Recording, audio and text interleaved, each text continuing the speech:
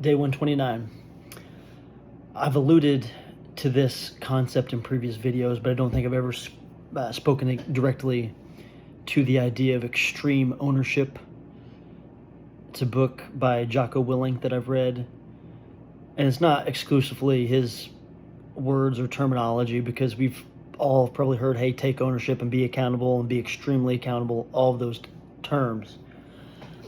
But I really like the way he frames ownership and extreme ownership in this book, where he talks about the idea of leaders needing to own everything so much in their world that there's no one else to blame for the things that go right and the things that go wrong.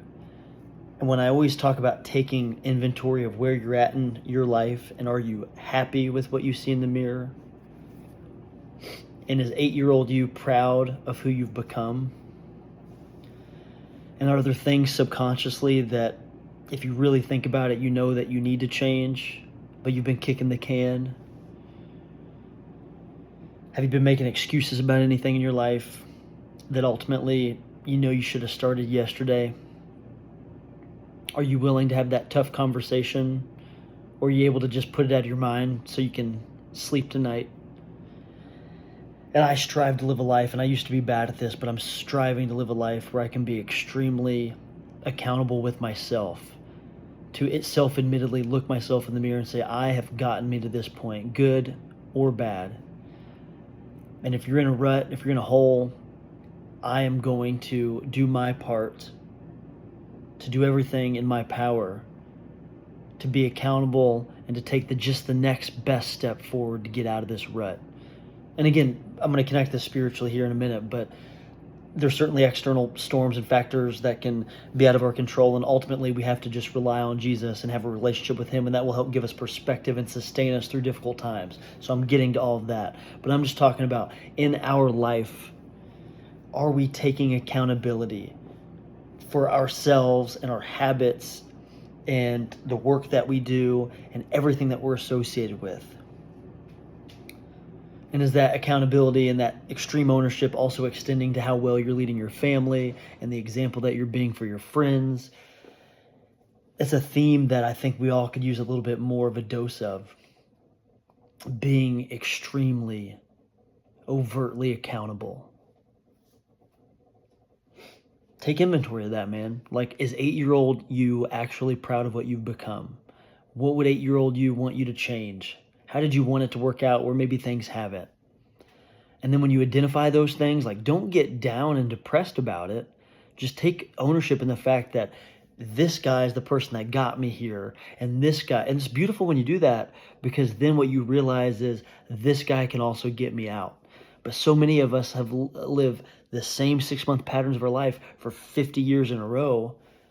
And then you wake up one day and you're like, man, if I just would have been more accountable in my 20s, or if I just would have been more financially responsible in my 30s, or if I just would have been less reckless in my 40s. And then you just wake up one day like, man, and I don't want to leave anything else on the table. When I'm 60, 70, 80 years old, hopefully I get to that age, and whenever it is that I'm on my deathbed, I just want to be like, man, I've got no regrets, in the sense that I ran the race hard, leaned on Jesus, was a good leader for those people in my family and those people I associated with. I was the same person on a Sunday that I was on a Wednesday, that I was on a Saturday. But in order to get there, in order to be optimal, you have to take ownership and take constant inventory. Because if you can't look yourself in the mirror and admit that you have things you have to improve upon, then you're not even close to even willing to get better. We've talked about this in the past, but the foundation for growth truly starts with admitting that you have a problem, or you're not living optimally, and you have things you want to get better at. And so many of us just want to hear from everyone around us that we're doing the right thing, and we're not doing anything wrong. And it's like people are so offended, not only just with others. I know you don't want to just like start beating people down, but even with ourselves, it's like we're too afraid to look ourselves in the mirror and admit that we have things that we need to improve upon, and things that we've been putting off and procrastinating. And if you're not willing to have that tough conversation with yourself, then there's not going to be any foundation for growth. I'm going to relate this to the book of John, chapter 10, verses 10 through 14. And in there it says, the thief comes only to steal and kill and destroy. I have come that they may have life and have it to the full. Pause. Jesus is speaking this. Verse 11. I am the good shepherd. The good shepherd lays down his life for the sheep. The hired hand is not the shepherd and does not own the sheep. So when he sees the wolf coming, he abandons the sheep and runs away. Then the wolf attacks the flock and scatters it. The man runs away because he is a hired hand and cares nothing for the sheep. I am the good shepherd. I know my sheep, and my sheep know me. Wow, that initial part that really sticks out to me there is where it says, a hired hand will run when he sees a wolf coming. Right there in verse 12. And this is Jesus talking again. Jesus says he knows his sheep and his sheep know him. And Jesus is operating on love, whereas a hired hand that he's talking about is operating on money and based on things of this world and not truly out of love and not truly living in the spiritual world. And I think what he's actually doing there is he's calling out false teachers and false prophets that, again, are being guided by sinful things, that are being motivated by things like money and that are not truly of God.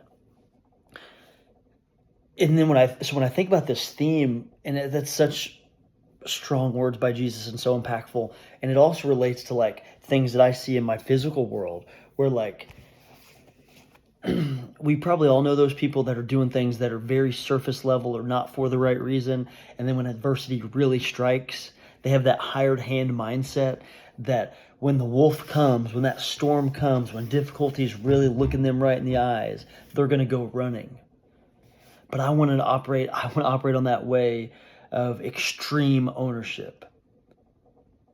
It's like for my family, like I want to be the guy that is not a hired hand, that's not operating on this surface level kind of mentality, but is just deeply rooted in love and passion. So for example, again, if I'm leading like my family, I want to be the guy that is the ownership of, I will lay down my life with my actions, with my habits, with the way that I'm leading, to lead well for my family because it's that important to me. I mean, it's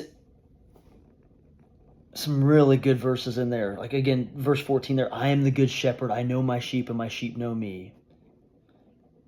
And it goes on to say even in verse 15, just as the Father knows me and I know the Father, and I lay down my life for the sheep. Man.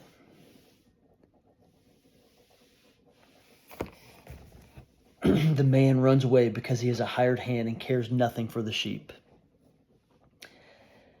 So I see what Jesus is saying and how, like, and I can't in any way even fathom, we want to be like Jesus and live for God for sure.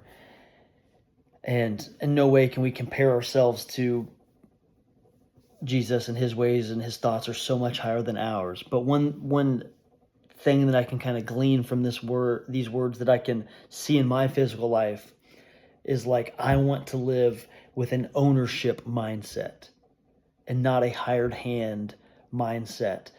When difficulty comes, when the wolf's bearing down on you, I don't want to run. Live with extreme ownership. See what that does for your life. That's day 129.